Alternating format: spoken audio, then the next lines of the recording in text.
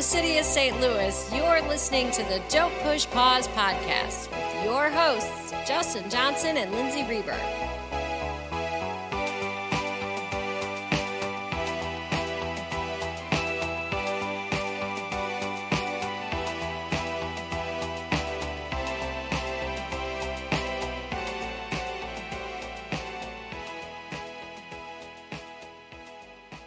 Welcome again to the podcast. Yes, welcome back, everybody. How you doing, Lindsay?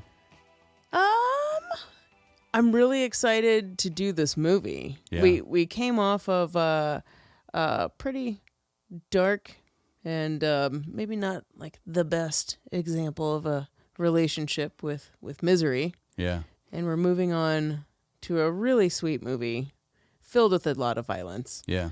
But a very sweet movie. Another violent love story. Is there any other kind, right. really? And that is True Romance from 93. And I hadn't seen this movie, and there's a good reason why I hadn't, but I'm glad I got over that little nugget in my brain, and I really do love this movie now. Yeah, this is always been one that I've loved. Even when it came out, I enjoyed it, and this is one that I always see people. I mean, this is one that people are pretty vocal about their love of this film, even though it wasn't a hit when it came out. I feel like it's garnered a large fan base since the 90s. I did wonder if this movie would have performed better at the box office if it had come out, a little bit later in Quentin Tarantino's career. He wrote this, he didn't direct it. If that had something to do with it, because I don't know why it should have done better. Yeah, I think it would have done way better if it came out like 1995. Yeah. Or 96. It's just chock full of so many great actors, and just filled with sweetness. A boy-girl couple that are so in love with each other and on the run from something, and there's drugs and violence, and I mean, come on, that's what everybody wanted in the early 90s. Yeah, and this is, I think, of all the early Tarantino scripts, to me, this one is somewhat aged fairly well. A lot of the dialogue is still pretty catchy. It doesn't seem like it's trying to be catchy. It seems to flow pretty natural. I think a lot of that has to do with just the stellar cast that was a part of this thing. But yeah, it's one of my favorite Quentin Tarantino scripts, and definitely my favorite Tony Scott movie by a pretty large stretch. And the fact that Tony Scott, who's, best known, would you say, for Top Gun and Days of Thunder? I would say, universally, but I feel like this is a movie that he's known, more known for too. Mm-hmm. Nowadays, anyway. Yeah. And Quentin Tarantino is a big fan of his, so that's kind of how this whole thing came about, and we can't wait to tell you about this movie. Yeah, lots to talk about. Obviously, we'll talk about the script, the characters, the cast. We'll talk a little bit about Tony Scott, R.I.P. I know it's been a while, but still sad. Also, probably go into a little bit deeper on the characters, and especially the two main characters of Clarence and Alabama and their relationship. And we always love a good genre blender on this podcast, and man, this one just puts it all in a blender, and it's a beautiful movie in the end. Yeah. And we'll talk a little bit about when the movie came out, that sort of like early to mid 90s when crime films were really hot, where its placement is in that moment in film history. We'll definitely talk about the cast quite a bit, because this is, I think, probably one of the largest well-known casts for a movie, especially, a lot of these actors have gone on to be really huge, household names. A lot of actors took little parts, so we'll get into that. We'll talk about that. And I don't know if he still feels the same way, but Quentin Tarantino said that there's a scene that's most known as the Sicilian scene that is maybe his favorite thing he's ever written. We'll get there. Yeah, talk about our favorite moments of the movie. Oh yeah, we'll also talk about how there's a little controversy with the MPAA and how there's a completely different ending that was filmed, finished, done, and why they opted to not go with it. So True Romance, our main feature.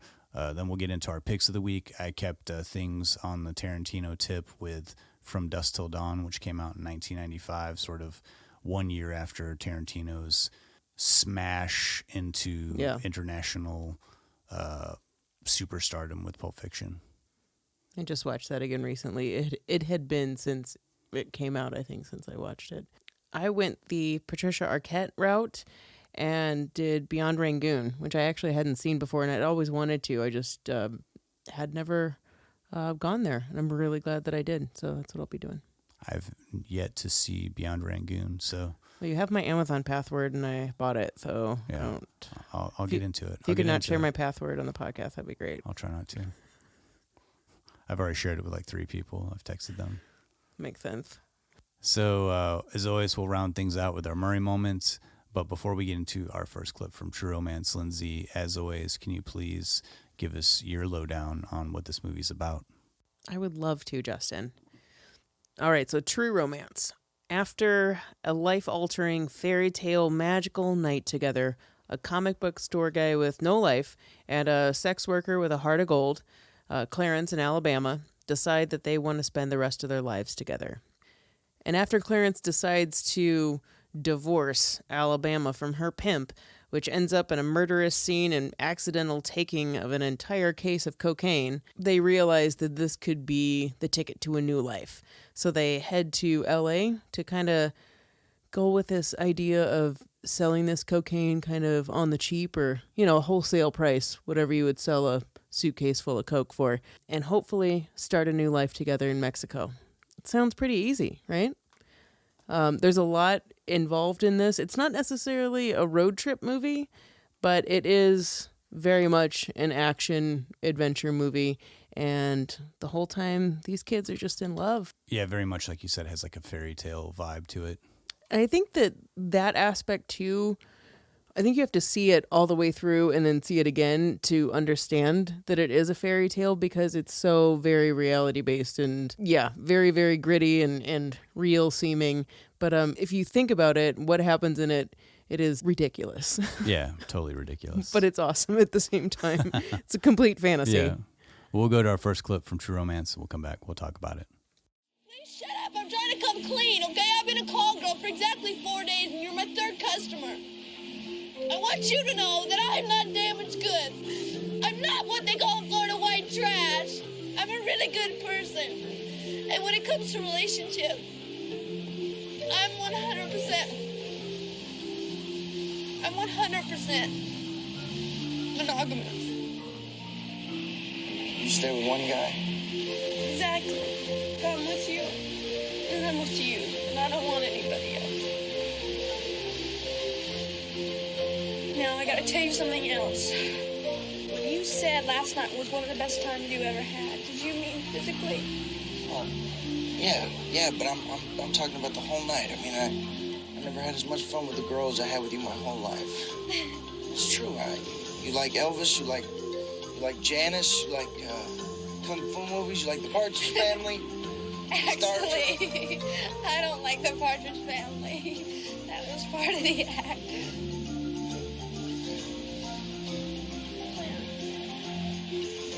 And I feel really goofy saying this after only knowing you one night. And me being a call girl. But I think I love you.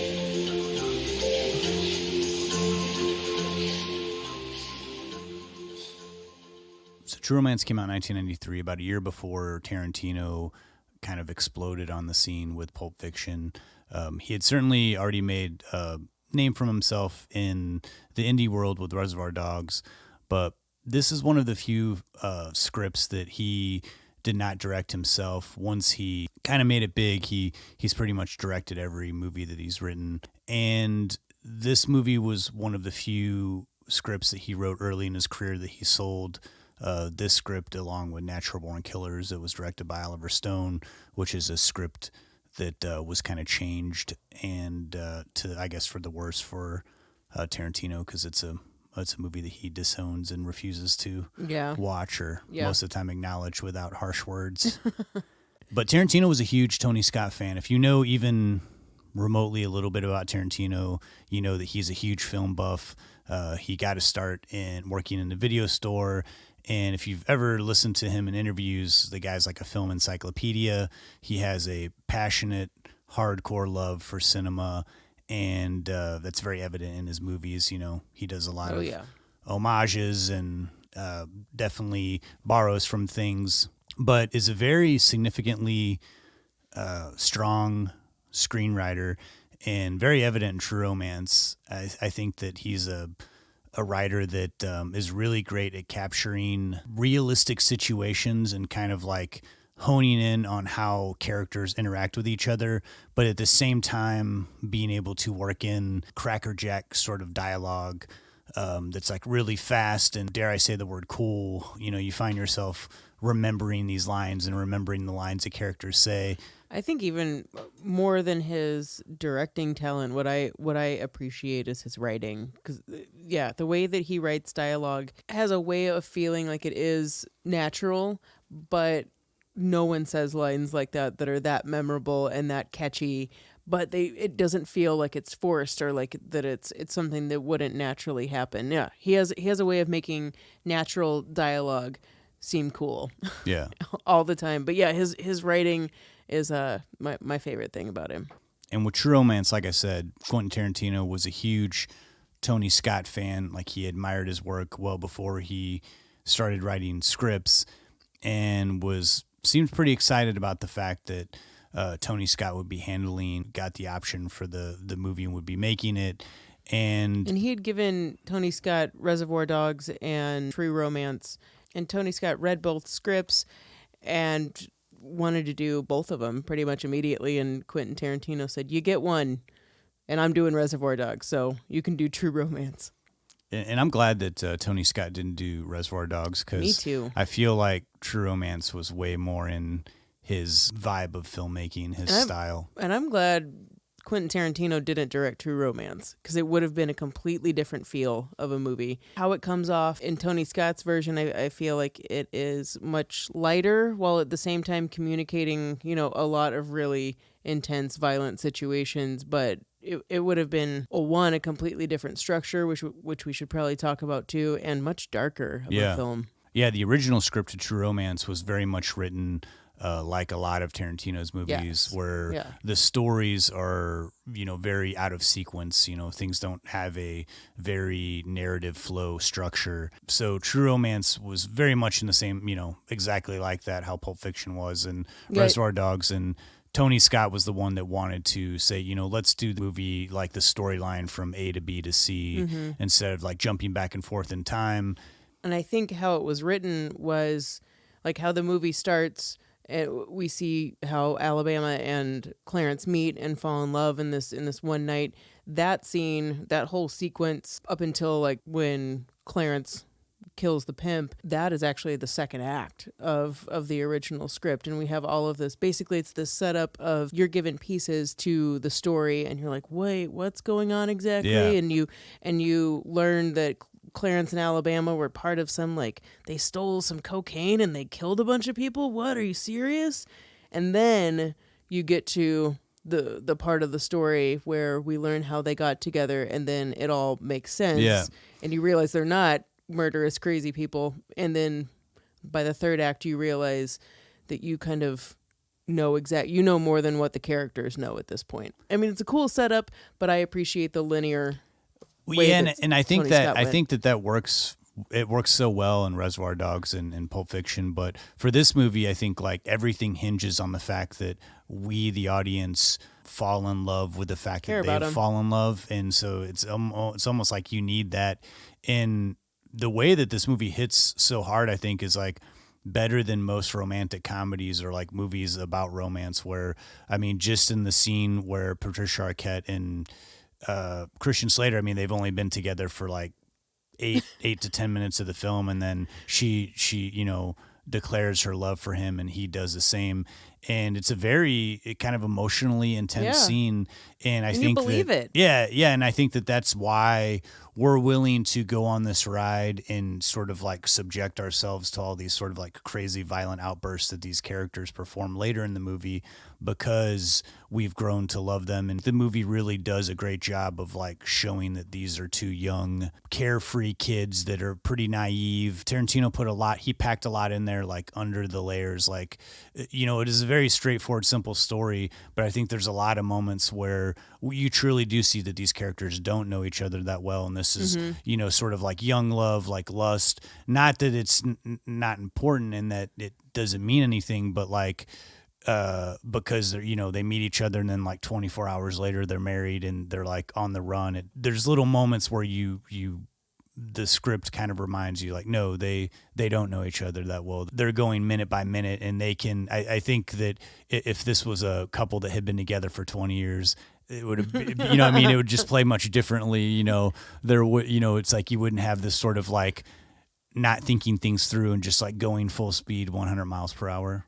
And I also think if it wasn't set up like a fairy tale and it was, you know, much more straightforward story, like actually happening, there would be so many more instances where you would see that they don't know each other very well and there'd be a weird interaction. But in this, they're just going with it. They're in it together. They're in this ride together, and you somehow still believe it. And I think it was a really good working relationship between Tony Scott and Tarantino. Tony Scott, even in the commentary for the True Romance DVD, has, you know, kind of multiple times, you know, said like, this is the movie that people come up to him and they talk about the most. And he kind of really quotes the success of the movie and the way it flows to Tarantino's words. It was certainly a script that like went around Hollywood and first was really rejected by studios, but once it hit the hands of actors, like everybody wanted to be in this movie. You know, we'll get into that in our next discussion, but it was clear that this was a movie that, you know, it was just so rich, like off the page, like you could see the intensity, you know, of the characters, like it just like really came alive. And I think Tony Scott did a great job of capturing not only the essence of like the young love, but showing like dynamics in these very intense like action scenes, which is something that Tony Scott really had already been known for in his career. Yeah, he didn't have to rework or change anything. I think Tarantino said that basically, aside from the structure and the ending, everything in this is exactly the script. And Tony Scott was also known to be a director that was really open and receptive to actors' opinions and encouraging them to find their characters, and wasn't someone that was strict in it, like it has to be my way or nobody's way, nothing like that, such is kind of the case with the ending. He did have a very strong opinion about that for Tarantino and really did want the ending to take a different turn than what Tarantino's original script was. In the original writing, Clarence, the Christian Slater character, dies. In Tony Scott's version, he and Patricia Arquette survive. It's a very happy ending. And Tarantino was originally kind of not on board with it. That's not the vibe he wanted or what he saw for this. And Tony Scott, out of respect, shot both endings. Completely, fully, both endings. And I think probably in his heart, he knew which one he was going to go with, but he said he wasn't going to make a decision until he got into the editing room. And his reason for it, and Tarantino even said, you know, he couldn't argue with it, was, you know, you spend 2 hours with this couple and you believe their love for each other and you grow to love them and love the characters. And he just said that he loved them so much, he just couldn't see them die. And yeah, how do you kind of argue with that? It's got a very Romeo and Juliet vibe. So I could see the aspect of like wanting to see the character die. Tony Scott even said, you know, I went for like the Hollywood sellout ending or whatever. But a lot of times those are what people want, and it makes you feel good. And I think it fits in this movie. I think like there's enough rough violence in this movie to not also have the character die on top of everything else that you're put through. And those movies where you go for the quote unquote Hollywood sellout ending, those are romantic comedies. They're not, and there's a lot of dark humor in this, but this is like an action movie. And I think it would make much more sense to have a character die, or like go within that vein of having a character die. But I love that it challenges a lot of usual tropes that you expect to happen, and I love that about this movie. I actually thought Patricia Arquette was gonna die in the scene where she gets beaten up, just horribly beaten up by James Gandolfini, and that would have fallen in with a trope of a woman dying before a man too. But I love the ending of this movie anyway. Yeah, I love the ending. I think it works great, and I do like that. It's sort of I do love that they drop in. They have her narration in the beginning of the movie, and then they have her narration at the end, and I think it's a nice bookend. And it also kind of goes with that same theme of like fairy tale storybook kind of thing. Yeah. We'll stop there. We'll go to another clip, and then we'll come back. We'll talk about the cast and characters of the movie and a little bit about the reception of the film. Sounds good. We're going to have a little Q&A. And at the risk of sounding redundant, please make your answers genuine. You want a Chesterfield? No. I have a son, my own, about your boy's age.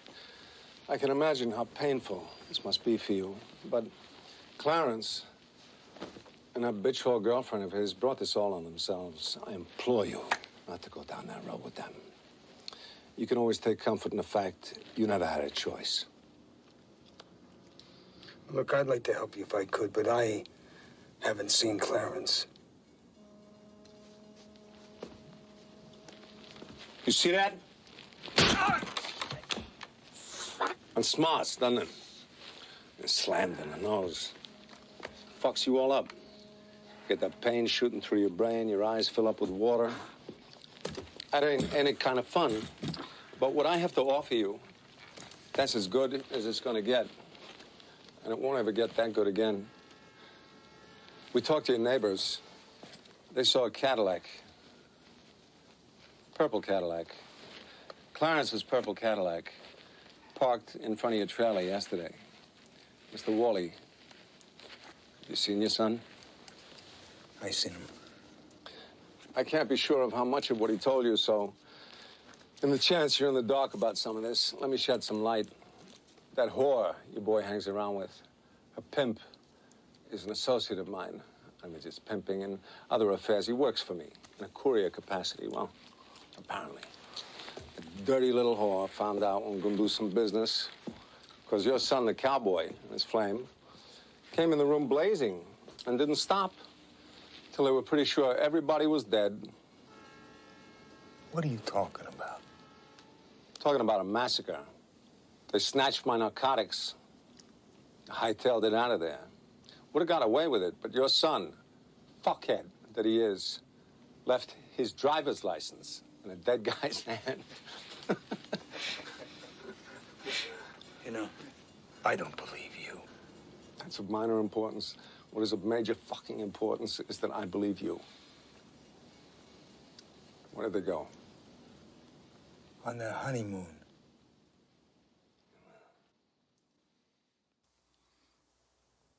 I think it's funny that you brought up earlier how this feels like a road movie, even though it's not a road movie. And I think it does very much feel like a road movie in the sense that road movies usually involve a main character or two main characters, and they meet all these other characters along the way. Because that's very much what this movie is.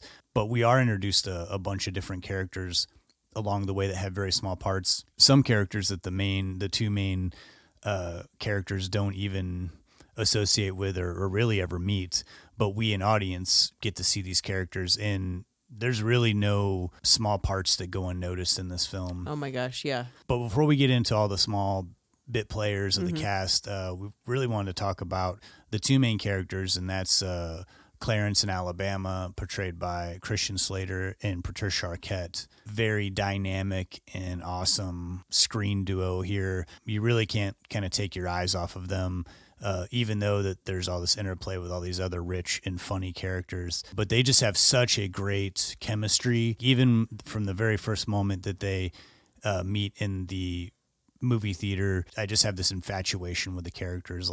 You want to see what happens next with them.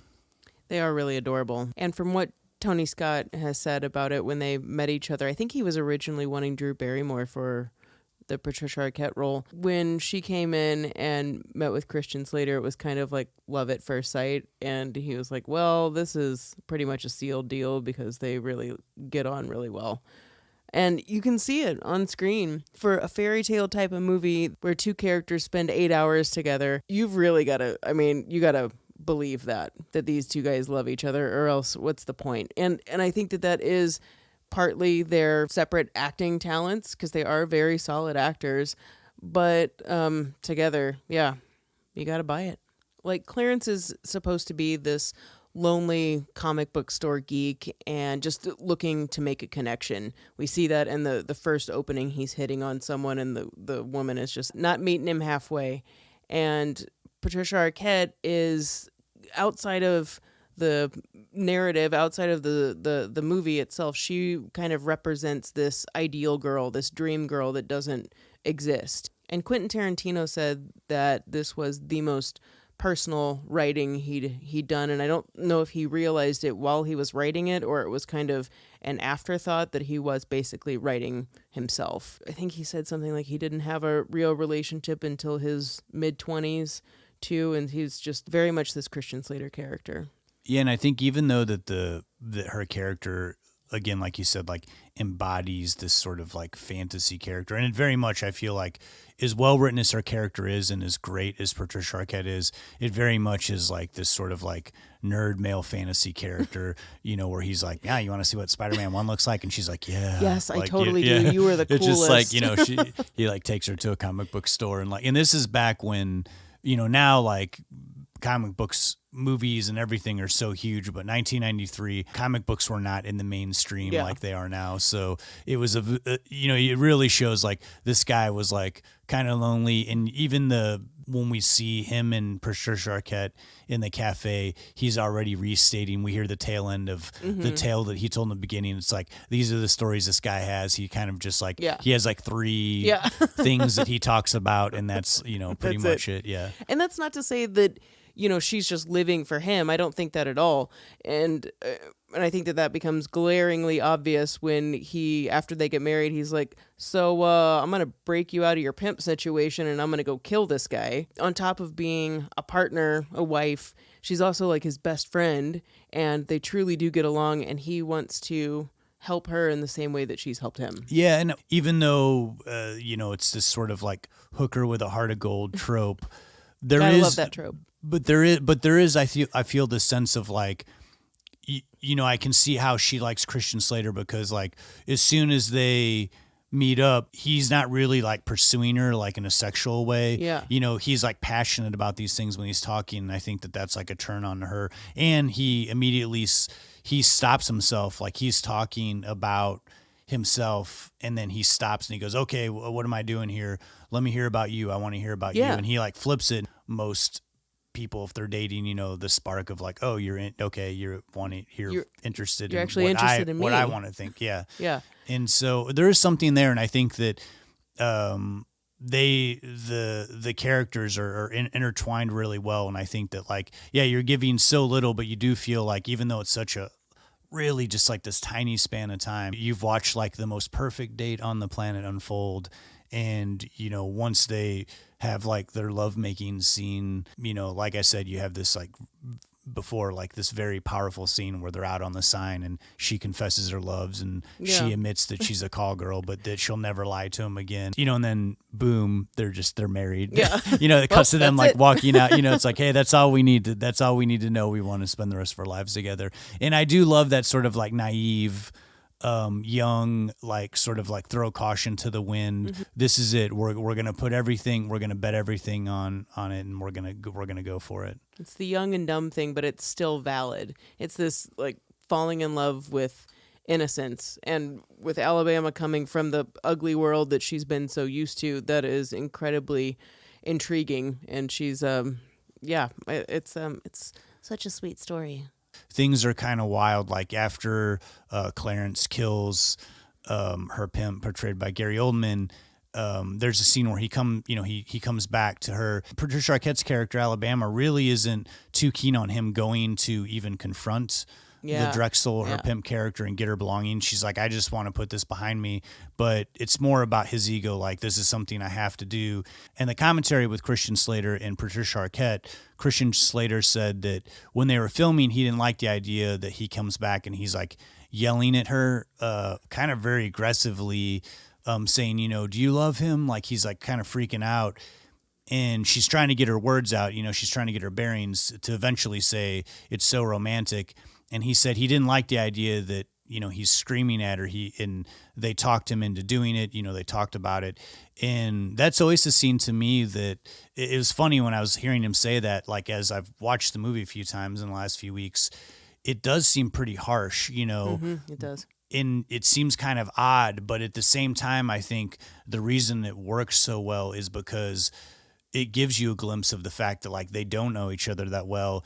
And this is him, you know, even though he just killed somebody and he's all amped up, he has an angry, dark side to him that she hasn't seen yet because they've literally only known each other for like 24 hours.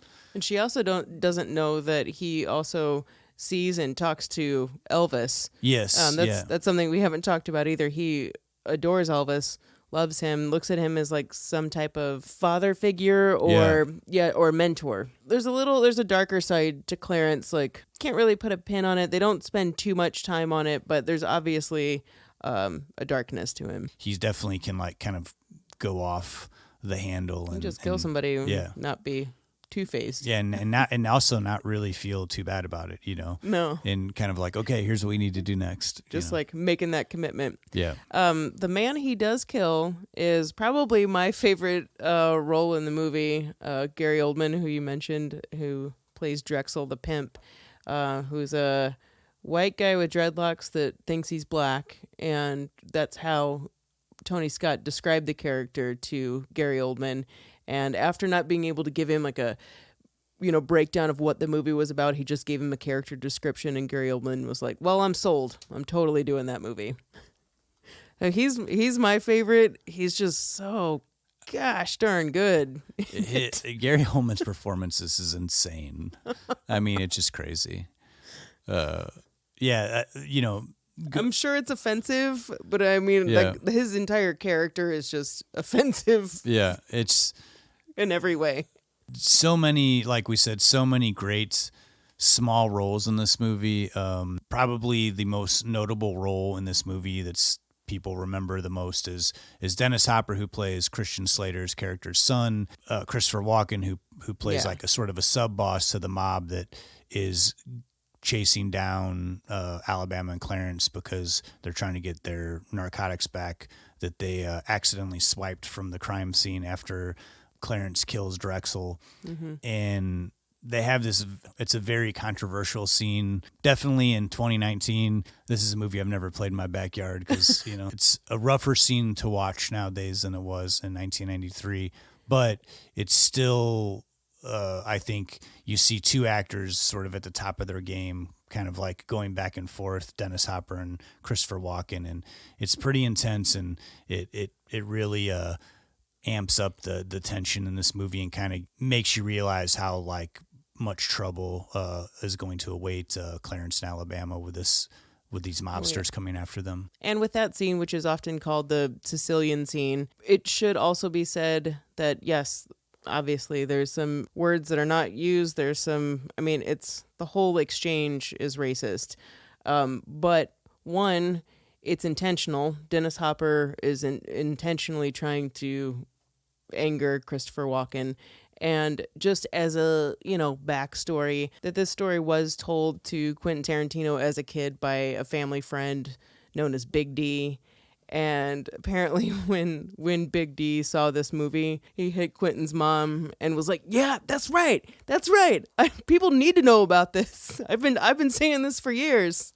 So, yes, this scene is very cringeworthy when you watch it, but just a little backstory of where it came from, I think is kind of interesting or important to note. And another favorite character of mine is Brad Pitt's portrayal of Floyd, the lazy stoner roommate. And who hasn't had one of those, really? and Brad Pitt was already kind of on his way. I mean, he had been, you know, in 5 or 6 movies. I mean, he hadn't like kind of hit it big yet, the Brad Pitt that we know today, but it was a tiny role for him at that moment. But he was like, no, I know this character. He improv'd a lot of that stuff that wasn't in the script. I mean, he kind of made that character more memorable. And yeah, he just reminds me so much of so many people that, from back in the day that, or just sort of like you go to meet up with your friend and their roommates sort of like in the background, kind of just like stoned and, kind of like, hey, and you never really have like a real conversation with them. There's just always this sort of like weird stumbling. And I really enjoy his take on the stoner dude. Yeah. And Michael Rapaport, who plays Dick Ritchie, who is Brad Pitt's roommate and Christian Slater's best friend. The dynamic between Michael Rapaport's character and Brad Pitt's, they really worked on that, and I guess kind of brought up Brad Pitt's character a little bit more, worked him into some dialogue to make him, even if he wasn't on screen, make him more of a character and how Floyd was talked about.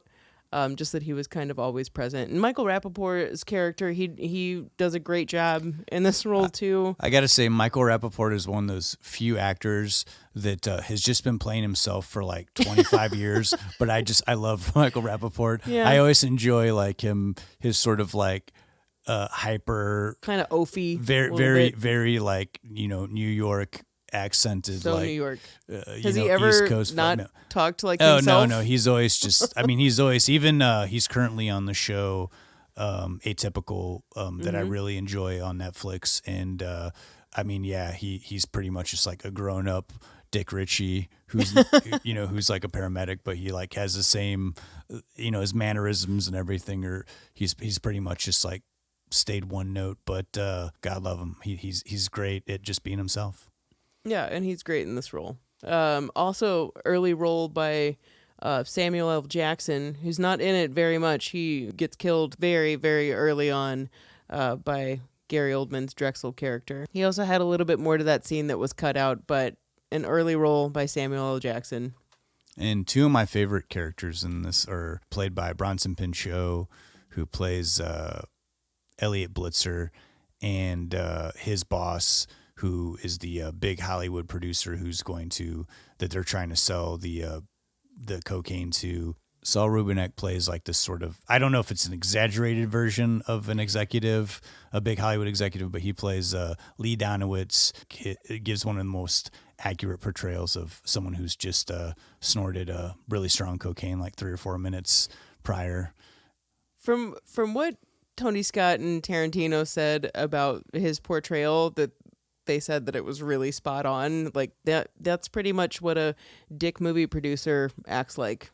And he does do a really good job. He's one of those people that somehow like everything he says is so mean and terrible, but it's like it's funny just because it's just so harsh and like on point. And Bronson Pinchot I love Bronson Pinchot and just about everything he does. Yeah. But this movie, I think he just has a lot of great layers, like kiss ass, but then also gets himself into some heavy water because he accidentally gets busted with the coke meeting with Lee Donowitz. And so the cops who bust him coerce him into wearing a wire. Those cops, also 2 great small performances played by Tom Sizemore and Chris Penn. Yeah. That also add a little humor.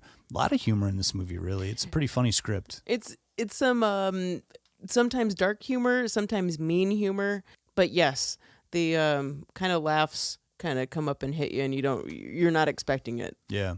And finally, Val Kilmer plays the mentor, the incarnation of Elvis, who's I guess in Clarence's head.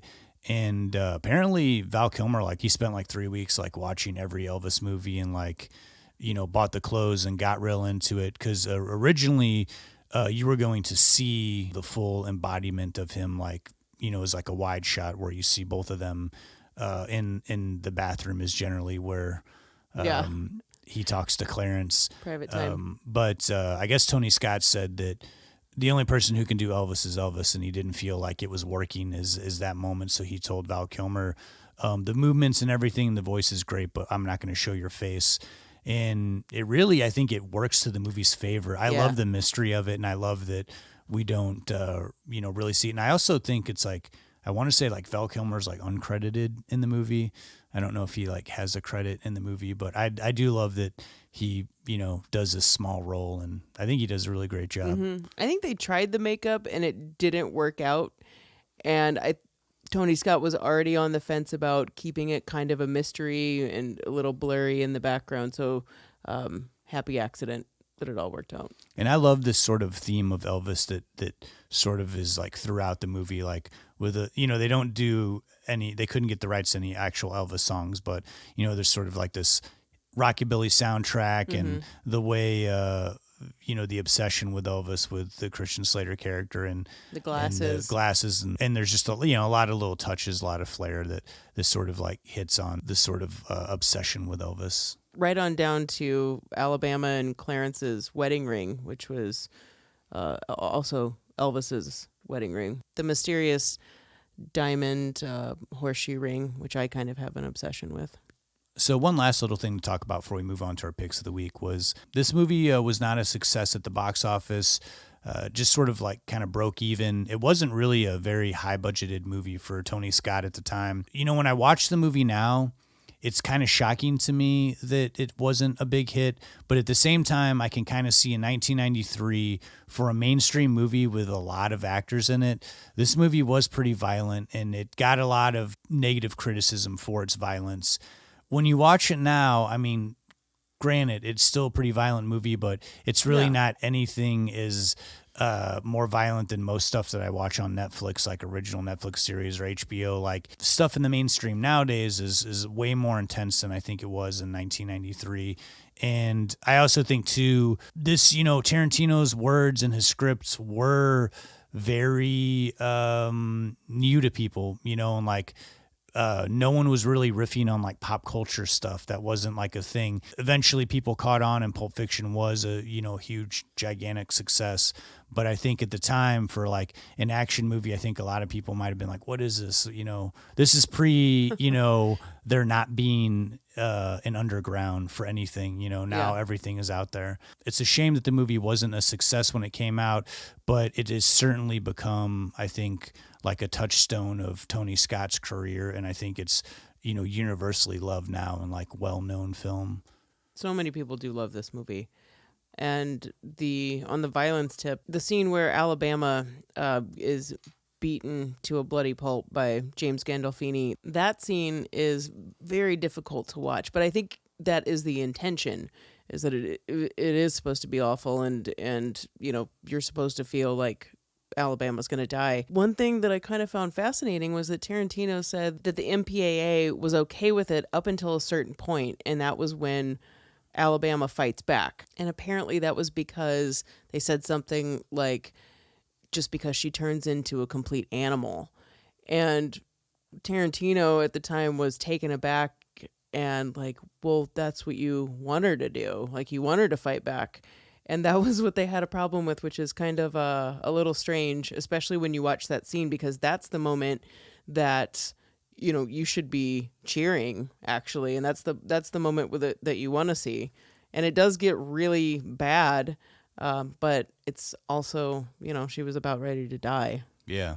And one last thing I want to say is to not fail and mention James Gandolfini. Love that dude.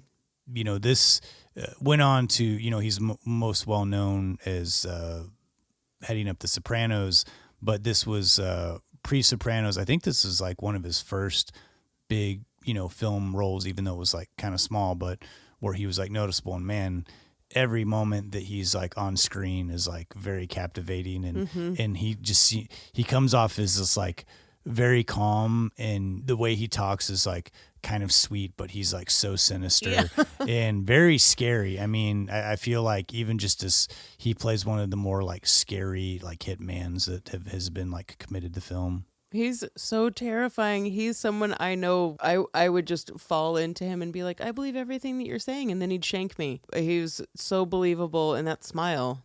And he was really into this part, too. He wanted Patricia Arquette to really stab him in the foot with a corkscrew, and she was like, I'm not okay with that. Yeah, he was like very method. Like Tony Scott said he like lived in this like sort of crummy hotel for 3 weeks and like stopped showering and didn't change his underwear. Though oddly, I don't really see. He doesn't. To me, his character doesn't look like this sort of like. Yeah, he doesn't seem like sort of like this like scummy character. But you know, whatever you gotta do to get to where he got to be able to pull off that role. You know. Yeah. The scene with he and Brad Pitt, where he comes over to the house and Brad Pitt's just being a stoner on a couch. For some reason, that whole interaction is really funny to me. Well, let's move on to our picks of the week. Again, I went for, I kept it on Tarantino with From Dusk Till Dawn, and you went for the Patricia Arquette starring Beyond Rangoon. What can you tell me about that movie? I don't usually go for picks of the week I haven't seen before, so it's really validating when one works out, such as this John Boorman film, Beyond Rangoon. The setup for this movie is this. In order to distract herself from some real-life trauma, two sisters, played by Patricia Arquette and Frances McDormand, go on a guided vacation to Burma, taking in beautiful ancient ruins and whatnot. McDormand's hope is to distract her sister from a personal tragedy, that of finding her husband and son murdered in their home not that long before. Almost from the onset of this across-the-world adventure, we, along with McDormand's character, know that this trip isn't working as a distraction and was probably a mistake. Arquette's character of Laura is visibly unmoved by the incredible scenery and this once-in-a-lifetime experience. So she's shrouded in sunglasses, maybe shielding herself from any sign of life or happiness. Laura seems to be closer to death than life. And here is the crux of the movie. This fictional nightmare story, which transpires, might seem a little predictable at times, but that kind of gets thrown by the wayside when you realize these events in the movie were actually happening during August of 1988 and were inspired by real people who were murdered by the Burmese government at the time. Although it's very unintentional, Laura gets involved with an ousted former university instructor turned unofficial tour guide and some university students during the very real event of the 8888 uprising, or the People Power Uprising. These marches and general civil unrest were directed at the Burmese totalitarian dictatorship and, although nationwide, were largely organized by the students at two universities in Rangoon. Thousands of people were murdered by the military force depicted in the movie. And this may be a fictional story, but the weight of it is certainly not. And Beyond Rangoon definitely helped bring to light the injustices in this part of the world. So on the surface, Beyond Rangoon looks like, oh, sure, Americans care about this story because a white lady gets involved, or at least I could see how someone would feel that way. But it's kind of a cheap shot and a little short-sighted because this movie did bring to light what was happening in the country or what had happened a few years before and helped garner worldwide attention. The very real female Democratic leader depicted in the film was placed under house arrest by the government after her party won a fair election shortly after what we see in the film.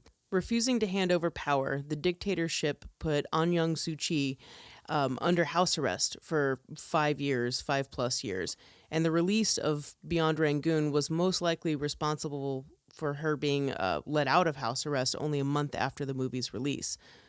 5 years later, however, the government, over the course of the next 10 years, would detain her, again place her under house arrest, and straight up imprison this woman. And this lady won a Nobel Peace Prize.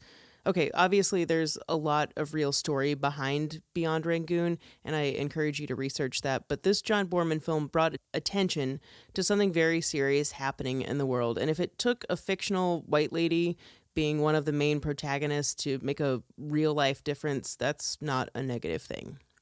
Visually, this film is stunning. Boorman's staging of crowd scenes is impressive and looked painstakingly perfect. And like his most well-known survivalist movie, Deliverance, which we discussed in episode 35, there is a lot of grit, grime, and grossness to the physical hardships endured by the surviving characters trying to escape this murderous dictatorship. There are life-threatening dangers everywhere around Laura and her guide, Unko, as they race together to the safety of Thailand. And speaking of her companion in this harrowing journey, man, their friendship that's formed, I was totally affected and completely believed their bond. Laura's character says something like, "There's something comforting about traveling with someone who knows nothing about me." And it really does feel like two genuinely good to the core people, two strangers that are thrown in this life or death scenario, become close and just help each other survive. It's a really believable friendship that's formed.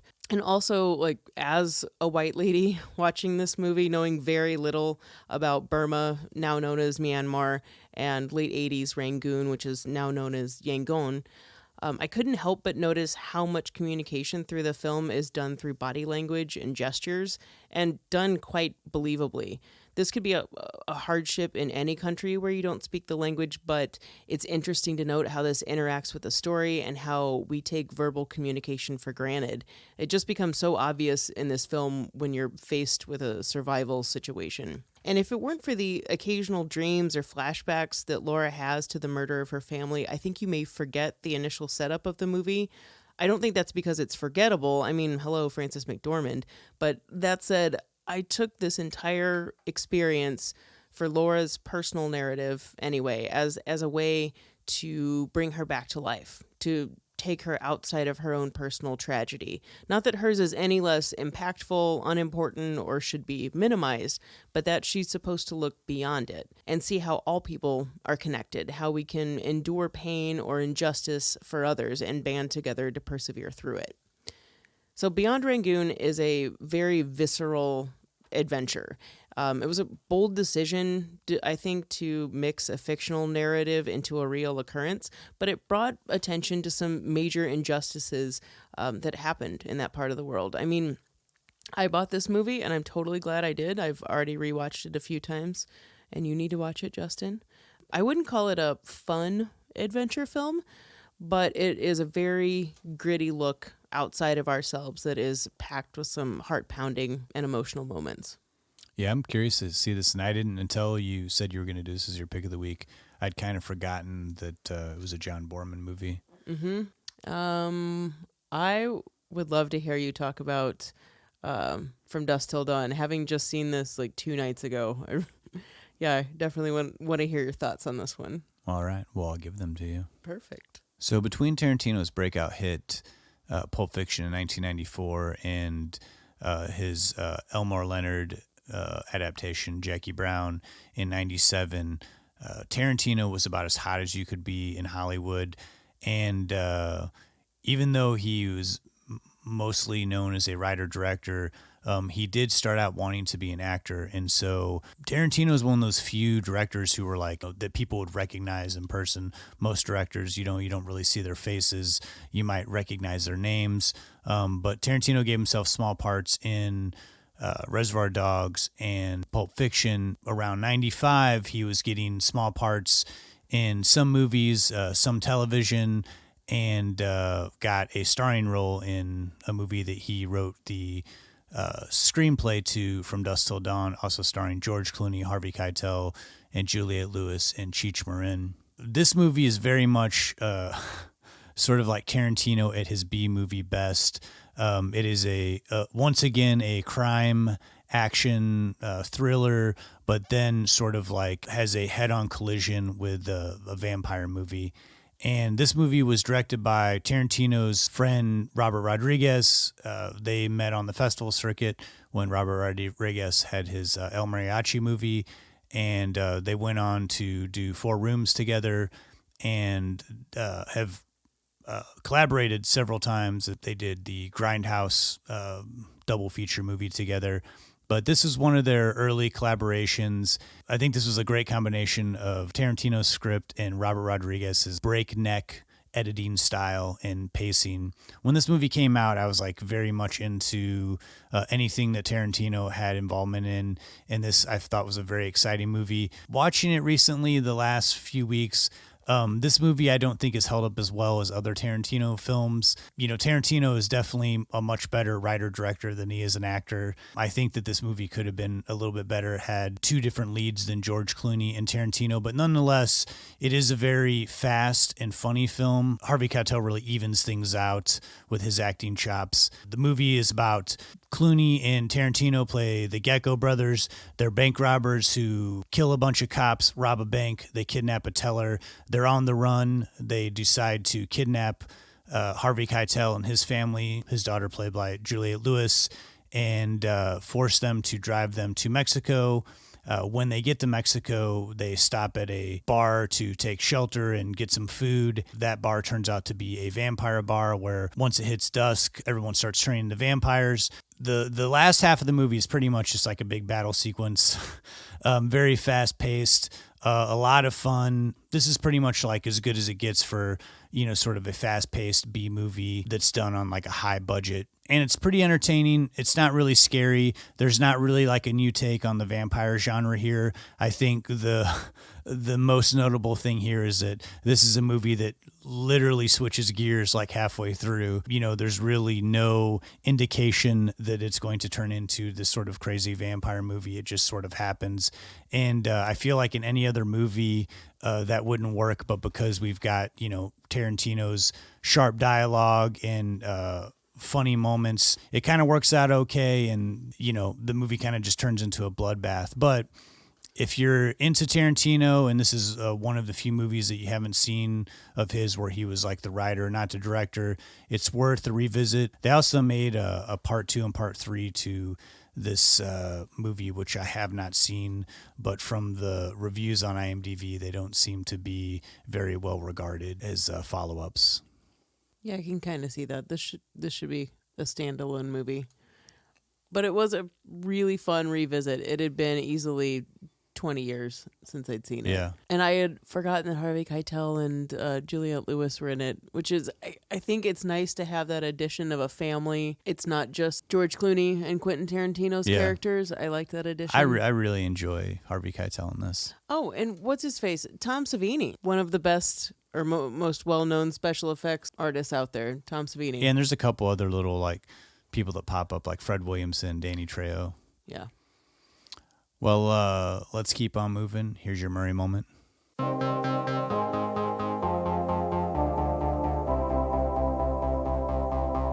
Chicks dig me because I rarely wear underwear, and when I do, it's usually something unusual. I think I need a root canal. I'm sure I need a long, slow root canal. You gonna come and shake my monkey tree again? Oh, what does that old queen know? She didn't even show. Hey, this is so scrumptious.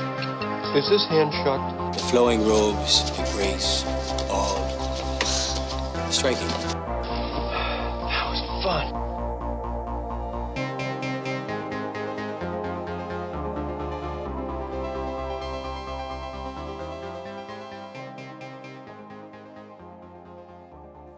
Well, I'm still waiting to find out some details on a Murray moment involving Billy and Christopher Walken, who's in True Romance. I did happen upon another great story involving the two. Now, maybe some of you know both Billy and Chris Walken voiced characters in the 2016 version of The Jungle Book. It's a cute movie, classic story, and if Billy's version of Garfield taught us nothing else, the man appreciates the laid-back nature of recording voice tracks for characters in a booth. And in remembering that they did this movie, I found a really kind of funny story from the Jungle Book's director, Jon Favreau. So Billy had committed to doing the Jungle Book as much as Billy Murray can commit, and Favreau invited him in passing down to a New Orleans recording session for the movie soundtrack. Favreau hoped that Billy might take him up on the invite, but wasn't exactly holding his breath. But lo and behold, Billy actually shows up. No announcement, he just shows up. Coincidentally, Favreau was equally as stoked when Chris Walken was able to show up during the recording sessions too. Musicians were coming by to record their parts, and Chris and Billy were able to do their songs and even their scenes together, which was an unplanned occurrence too. So Favreau lucked out, and it ended up being kind of a time saver. If you don't know the soundtrack, Billy performed the very well-known Jungle Book song, The Bare Necessities, with the well-known New Orleans horn player Kermit Ruffins, while Chris soloed for the song I Want to Be Like You. Well-known musician Dr. John was in the studio for the sessions and even performed a private little number for the guys called Such a Night, one of his songs, which also ended up being one of Walken's favorite songs. So these three dudes, Chris and Jon Favreau and Billy, sitting around listening to this well-known guy, play piano. It's pretty cute to think about. Favreau really described this moment as a truly magical experience. I'm sure it was. Now, before Chris Walken joined them, Billy and Favreau had a little fun in New Orleans. It went from not expecting him to show up to Billy and Favreau hanging out in the back of a kitchen of a restaurant where Favreau had some friends, and of course they got bombarded with food. Billy was even gracious enough to take photos with the whole kitchen staff, according to Favreau. The night wasn't over then, so the two are walking around in New Orleans, heading deeper into Frenchman Street, over near a bar called Three Muses, and they were spotted by the band that was playing at the time inside the bar. Glenn David Andrews, a trombonist and singer for the band, waved them to come on inside. So they came on over, did some whiskey shots with the bar staff, and the band surprisingly cranked out that old Ray Parker Jr. song you might know of, the Ghostbusters theme song. And Favreau tells this story, the entire place just exploded. He called this experience one of the most exciting moments of his career and just a really surreal kind of all around. And everyone that was asked about the experience afterwards, it seemed like Billy got a real kick out of the whole thing too, including even saying to Favreau as the Ghostbusters song continued on, "You know, man, you really need a theme song." I keep finding these mini Murray stories like this kind of all around, and I can't help but want to share them, when they come up for the podcast. And there are a few more I've come across while researching, especially this and the Christopher Walken, but I'm still working on the details. So for now, this is your Murray moment. Billy, Chris Walken, Jon Favreau, making some great moments in New Orleans, a place Billy seems to make some pretty memorable moments. So go back and listen to episode 21, our Penny Marshall tribute, and you'll find a extra special New Orleans moment there too. That's pretty cool. I actually haven't seen the Jon Favreau Jungle Book. It's pretty cute. And I mean, it's a classic story too. It's hard for me to watch with my dog who can't handle animals on TV. Yeah, I can imagine. But Stan would have a hard time with that. He does. But it is a cute movie though. Well, thanks for that Murray moment. Of course. So do you have any final thoughts on True Romance before we wrap up this episode?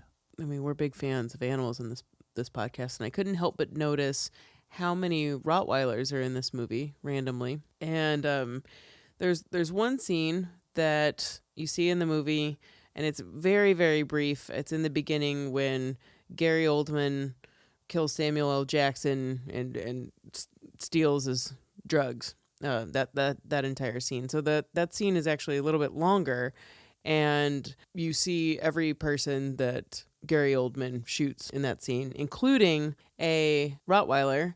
And Tony Scott said that was one of the hardest things he's ever shot, was having that dog be blown away by a shotgun, and one of the reasons it was also cut out of the film. And that scene kind of ran a little long, but he was happy it's cut out. But you see everybody else in the theatrical cut killed, and you get a tiny glimpse of a dead dog at the bottom of the screen, but you don't actually see him die. So I gotta say, thanks, Tony Scott. I'm happy I didn't have to see that dog blown away. Yeah, I don't want to see a dog blown over with a shotgun. No. What about you? The only thing I was gonna say is that I really like the soundtrack to this. There's the theme music to this was actually sort of a homage to Badlands, which is also Tony Scott's favorite film, one of his favorite films. But I like that there's a mix between the Hans Zimmer score for True Romance mixed in with popular music. You know, we've got Aerosmith, Soundgarden. Charlie Sexton did a lot of the Elvis-ish type songs because they couldn't get the rights to Elvis. And then I love the closing credits with one of my favorite Chris Isaak songs, Two Hearts. It's good stuff. And when Tarantino wrote this, I think he, in the script, had put in like the musical cues, like what songs are to be included. And I'm fairly certain Tony Scott threw out all of them except for one. Anyway. And I think, Tarantino is as much of a music fanatic as he is a film fanatic. And of course, I really, just about every movie he puts out, I buy the soundtrack because they're all freaking great. Man's got a mind that never stops working. Yeah. Well, we hope you've enjoyed our discussions on True Romance, things Tarantino.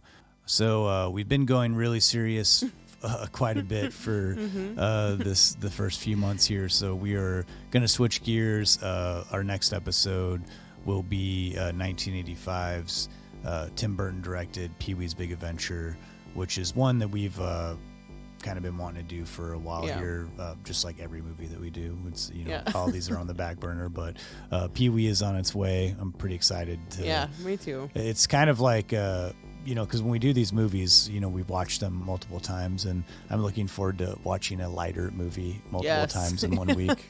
And noticing all the little things in this movie too. Yeah, so much stuff.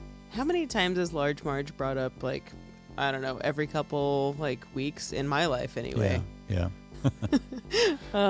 Anyway, thank you for listening.